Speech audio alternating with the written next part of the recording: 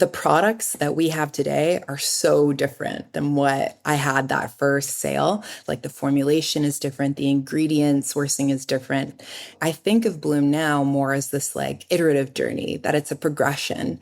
And we're getting clearer and clearer in who we should be and how we can support customers by listening. Benjamin Gottlieb back with Shopify Masters, your companion for starting and building a business. Okay, here's a question for you. Let's be honest, I like asking them. Is done better than perfect? Stick with me here.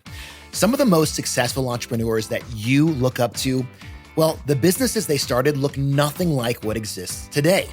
And a great example is my guest, Karen Danudjaja. She started her company Blume about 7 or so years ago. It's a beverage brand that's reinventing traditional coffee shop staples by using superfoods, which we're going to get into in a moment. But this is not what the company or the products looked like when she started. And Karen is here to tell you how she got to where she is today. It's an inspiring story. And Karen, thank you so much for being here on Shopify Masters. Oh, thanks for having me. What an intro. Love it. Can't wait to get into it. Well, let's get into it. And we're so excited to have you as well. This idea of launching the perfect product, it can hold up a lot of founders, but that did not happen with you. Take us back to the time crunch you were under to get that first turmeric latte started and what you learned from the pressure of that launch. Well, honestly, in some ways it did, Ben, because really I had always wanted to do something entrepreneurial. I had this journal of ideas that I would keep, and I never felt like any idea was good enough. Like I was always in my own way with limiting beliefs and just wondering if I could really be a founder and start my own business. And I was talking a little bit about imposter syndrome. Almost, yeah, right? Well, it's not quite fully navigated yet, but we're getting there. But really, like with the first product, the turmeric latte, the OG Blume blend, it all came super quickly. Like from the idea to it being in a first smoothie shop, it was maybe like 6 weeks. And I was finally just taking that step, taking the leap. And what even that product is today is totally different, but it was just what I needed to start getting going. You weren't always an entrepreneur. You just spoke about how you had this journal where you kept all of your ideas. And I remember you telling our team that you used to walk to work every day and you stopped into this same coffee shop. And that's kind of where this idea maybe kind of went to the next level. Talk me through that experience and why the coffee shop was the place that you decided to become an entrepreneur. Well, I was working in commercial real estate. And so that industry is a ton of coffee meetings, very like corporate, 9 to 5, very relationship building. So I was drinking like 5 Americanos a day and really feeling the impact of it. And so I'm sorry, did you say 5? Yeah, I was on the caffeine, and it just started me out on a health journey, honestly, trying to figure out why it was impacting me a certain way, why my digestion wasn't so great, why I wasn't sleeping well. And I started just falling in love personally with superfoods. And so there was this smoothie bar cafe on my way to work, Victoria's Health. It's still there on Howe Street for people in Vancouver. And I happened to go in there and chat with the owner one day and asked him if he had ever had a turmeric latte or considered having one on the menu. And he was in that moment actually looking for a product and couldn't find one locally. And I just told him, like, I'll do it. Like, I'll make that for you. And it was this kismet, like the world lining up, this sign from the universe that it was time to take a chance on myself and finally take a big girl step into entrepreneurship.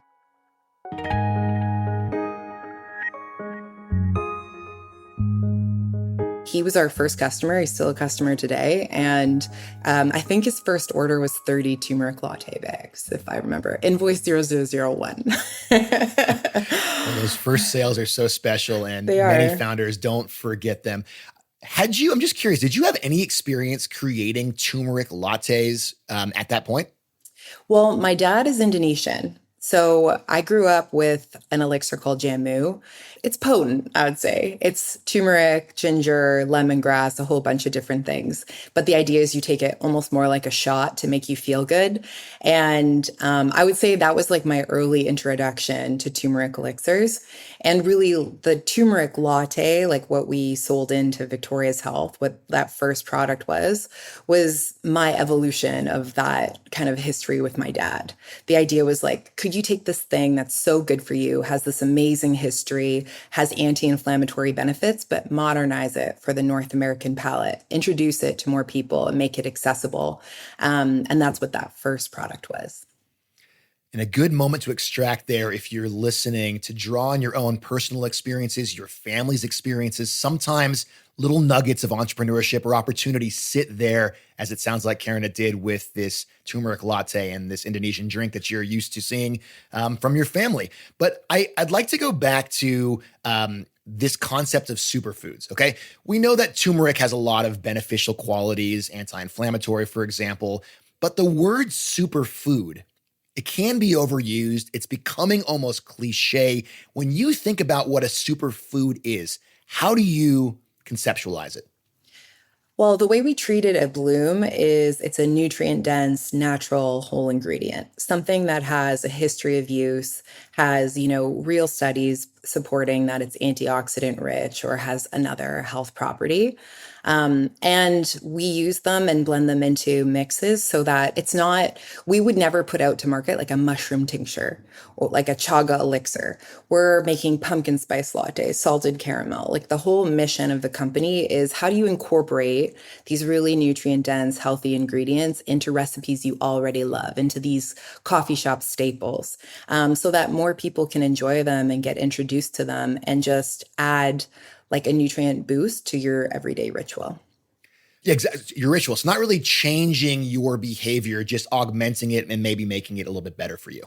Yeah, like if you think about, going to a cafe, a typical Serpy latte, they might have 30 grams plus of sugar, no nutritional benefits. They come, auto sweetened, lots of fillers, artificial ingredients. And so the idea is like, can we recreate that exact drink in terms of flavor, but with nutritional benefits. So you're not compromising and you can actually enjoy it more often. We always say that Bloom sits at the intersection of wellness and treat, where you're not sure which one you're kind of engaging with. And we love to sit right there. You also in the early days sat between this intersection of idea and really successful business. And let's go back in time, if we can, to after that first sale, right? So you started to master that first product and you sold it to that wellness shop that you were talking about. And after that, when did you decide you really had something that could be successful? I just got so obsessed with it. If I'm being completely honest, I loved it myself. I was hearing reviews from customers that loved it. It was selling through the stores. And every morning I was doing deliveries out of the back of my car. I was, every evening reaching out to new cafes and other smoothie shops that maybe would want to carry it. And every time I got a yes, it was so rewarding and motivating and all encompassing. And I just got hit by that entrepreneurial bug so hard in those first few months. And so I think it wasn't that I knew that this was going to be an absolute rocket ship and this was going to be my full future. It was more that I just loved what I was working on. I really believed in it myself. Those first early indicators were enough to inspire me to, eventually quit my job and go all in on it. And so I think for, people thinking about starting their own businesses or entrepreneurs early in their journey, the products that we have today are so different than what I had that first month or the first sale. Like, even though we still have the turmeric latte product, like the formulation is different, the ingredient sourcing is different, how we package it is different. And so I think of Bloom now more as this like iterative journey, that it's a progression and we're getting clearer and clearer in who we should be and how we can support customers by listening. And so I don't think that, in those first few months, I felt like I had the perfect idea, the perfect product, which I know holds a lot of people back from starting. It was more like I had developed the confidence in myself to iterate, to listen, to adapt. And Blume is a product of that today.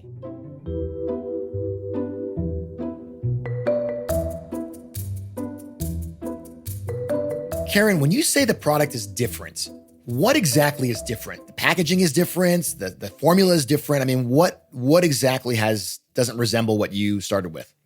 Well, I think, packaging and how it shows up is really different, like the actual positioning of the products.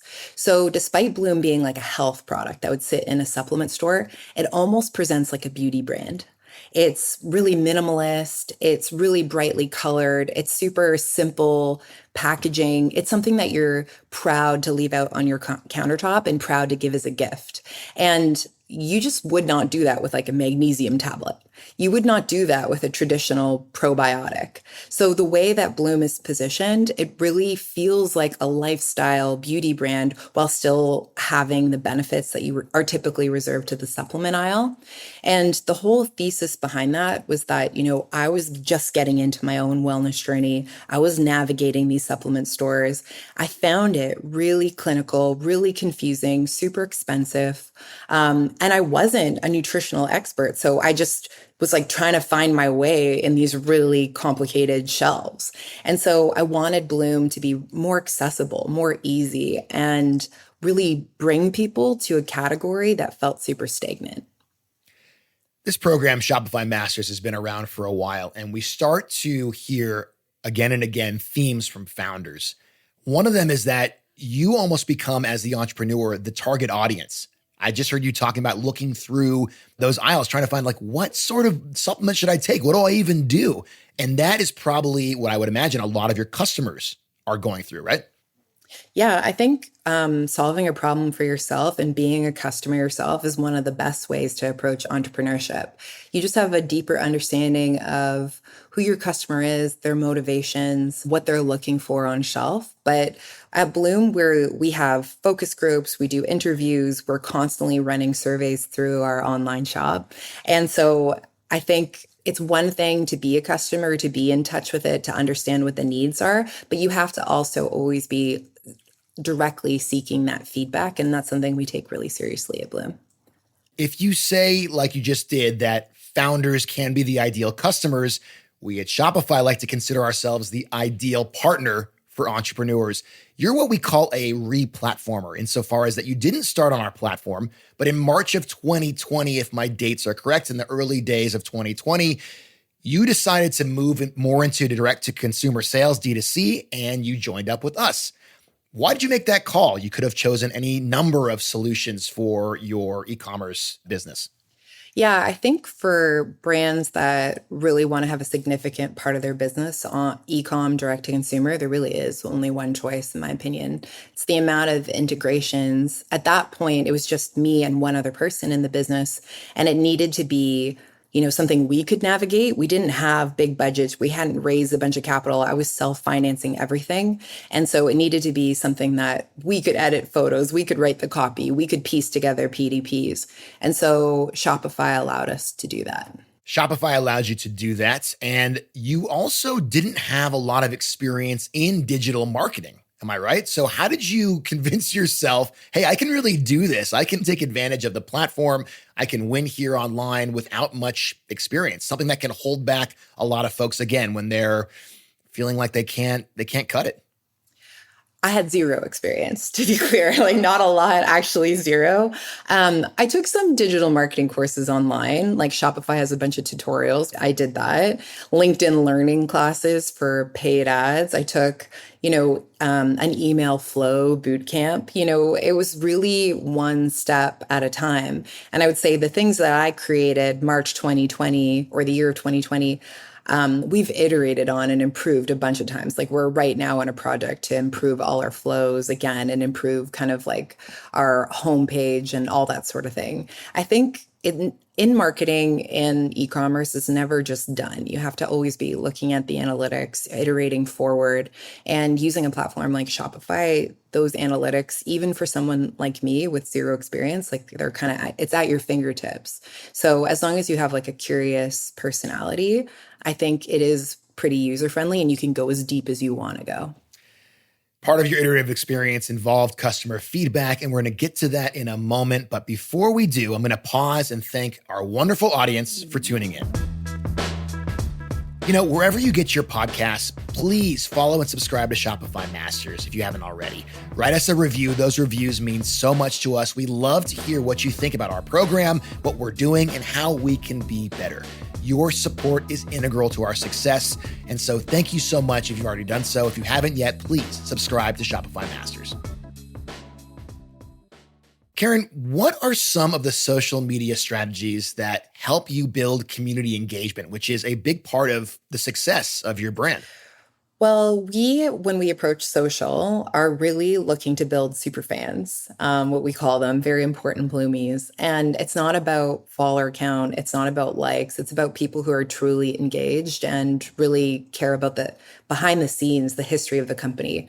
So we put a really big focus on storytelling, sharing the good, the bad, the ugly, trying to be our authentic selves online, and also education. I think to your point, superfoods, it's thrown around a lot. There's no clear definition. And we want to be a trusted place for that. We don't want to be adding to the confusion. We want to be clearing it up. And so we have two really important pillars when we build community. It's like being trusted, saying what we mean, following through, being educated in the things that we say, and then sharing the real story behind a small business and a founder-led brand and all the challenges and the great moments too that come along with it.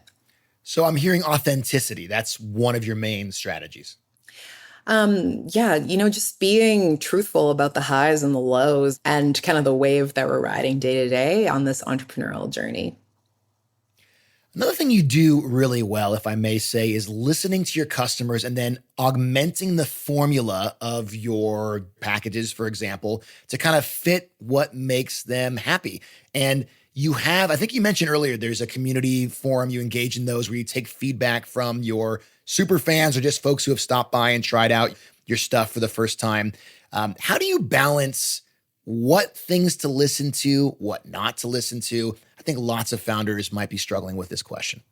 Yeah, that's such a good question because you get advice everywhere, right? Everybody has an opinion. It's really easy to have one. I think, as a founder, you need to be really grounded in the original problem you're looking to solve. You can't change the core values, the core mission of your company, but you can change the path to get there. You can adjust the direction that you take as long as you're being really true to that original journey, that original pain point you set out to solve. So for us, we also prioritize feedback differently. We prioritize feedback from our customers, number one. So people who are existing Shopify customers are in our D2C ecosystem. If they are sharing flavors that they want, pain points they want to solve, they want things to be zero sugar, they want something with a probiotic. That's how we got to our most recent product launch. Super Belly was literally our customers asked for it. We were actually going down a completely different path. We did a survey. 80% of them said that they were having gut issues. And so we really rethought that solution to make sure it was responding to it. Because don't ask for the feedback if you aren't going to respond to it either.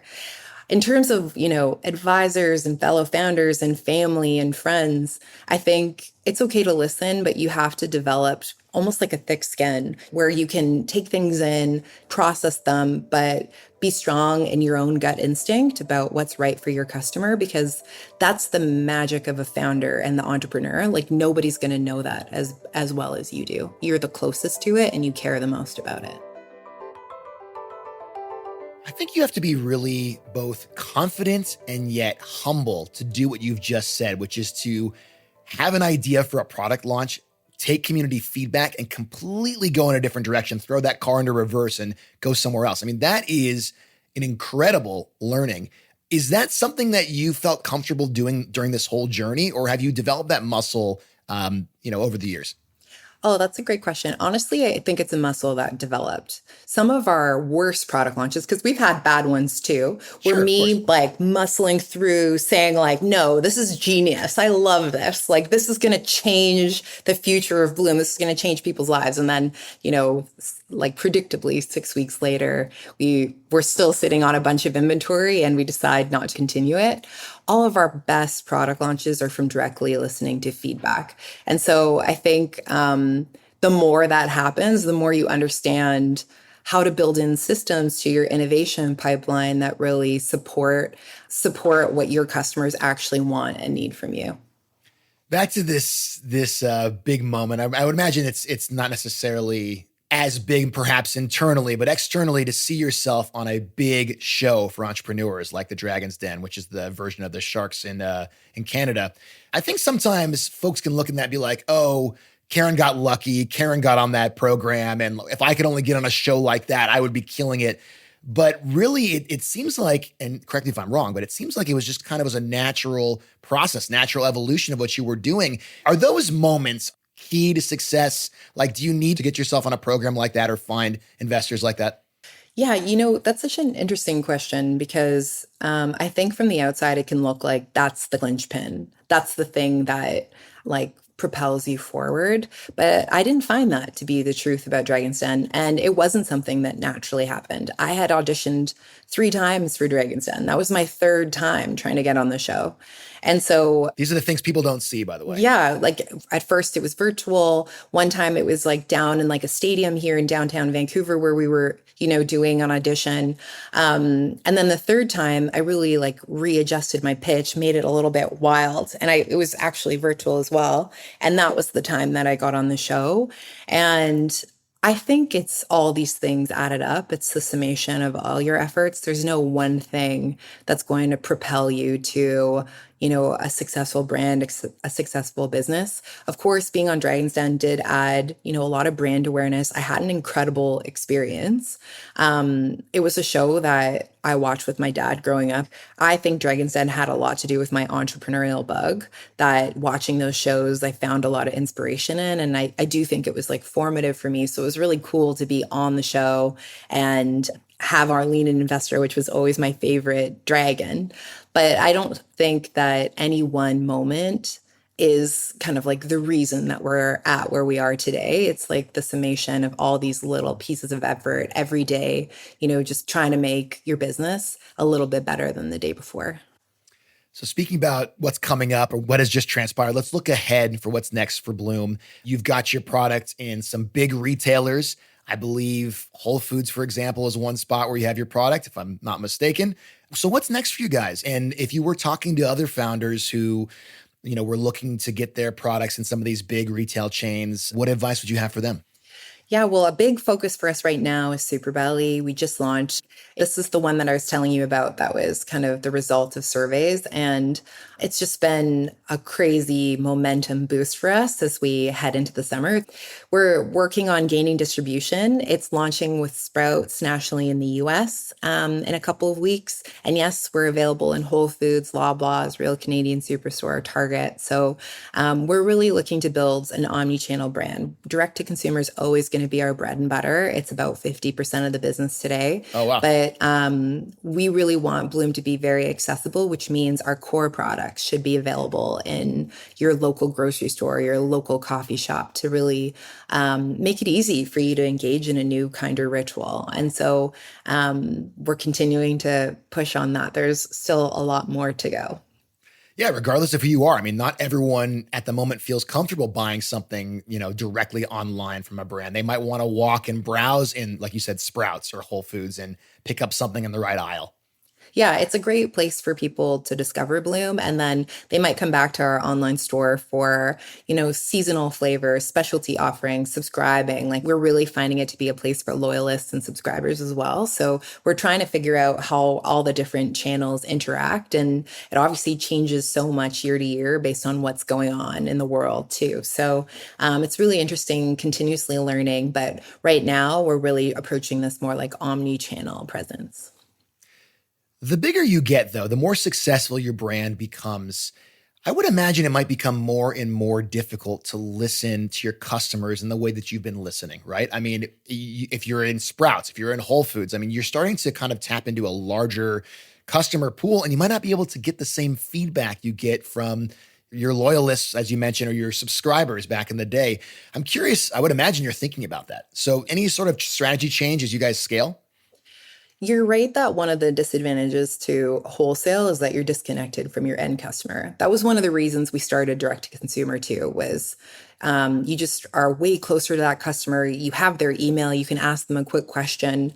You can test pricing. You can test front of pack images. You can test messaging. You just don't have that same capability in wholesale, and it's a lot slower. So an example is, Whole Foods reviews the category that we're in maybe once or twice a year. So There you go. miss one, you're waiting another 6 to 8 months before you can get back in there.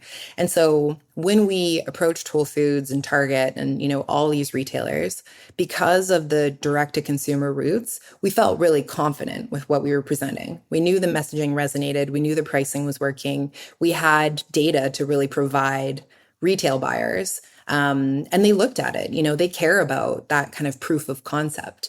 In terms of if it's getting harder, and so in some ways it is like the customers that you're getting through the wholesalers, you're definitely more disconnected to, but you also have more consumers flowing through our direct to consumer in general. And so when you have an indicator of, we need a gut health product, we want probiotics, we're managing our alcohol, we're managing our caffeine, whatever the pain point is, you've got even more people indicating that direction. So it's a little A, little B, a classic kind of on the fence answer, but You're still building for your D2C audience, but you're using that's perhaps right. some of the customer behavior from the wholesale product. That's right. And I think now we also have a bigger push on in real life events.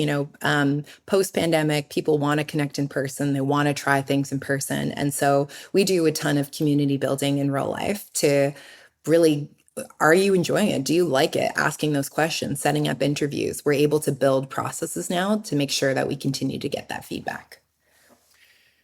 Well, Karen, it's been a stupendous conversation. We'd love to have you back. I hope you enjoyed it too. And again, thank you so much for stopping by Shopify Masters. Yeah, thanks for having me. That's Karen Danudjaja, the CEO and founder of Blume. And thank you so much for listening to this episode of Shopify Masters. Our program is produced by Gogo Zoger and Megan Coyle. Our engineers are Miku Betlam and Matt Schwartz. I'm your managing producer and host, Benjamin Gottlieb, for this episode. Come back every Tuesday and Thursday to catch a brand new episode of Shopify Masters.